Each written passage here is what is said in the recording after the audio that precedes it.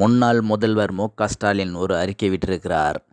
என் கட்சி துவத்ததுக்கு காரணம் என்ன என்று ஓரொருவரும் கடிதம் மூலமாகவோ, வாட்ஸ்அப் மூலமாகவோ, வாய்ஸ் மூலமாகவோ எப்படியாச்சும் எனக்கு தெரிவிங்கள். அதை பொறுத்து நாங்கள் மாறிக்கொண்டு அதை பொறுத்து நாங்கள் செயல்படுகிறோம் என்று சொல்லியிருக்கிறார். இதுவரை செயல்படாத ஒருவர் இனி செயல்பட போகிறீர்களா? இந்த மாற்றம் வரும் என்று இவர்கள் எதிர்பார்க்கவில்லை. இந்த மாற்றத்துக்கு காரணம் இவர்களே தான், வேற யாரும் இல்லை. காரணம், முன்னாலெல்லாம் எம்ஜிஆர் காலகட்டத்திலெல்லாம் ஓட்டுக்கு ரூ. 1 அதை நினச்சி பார்த்ததும் இல்லை, ஓட்டு கிடைத்ததும் இல்லை.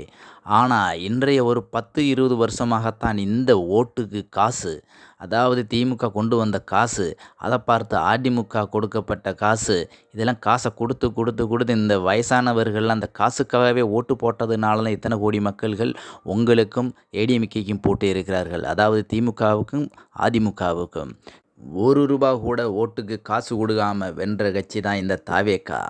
அதில் நான் பாராட்டுகிறேன். இனியும் அடுத்த தேர்தல்களில் காசு கொடுத்து வெல்லணும்னு நினைத்தால் உங்களுக்கு இதுதான் வரும்.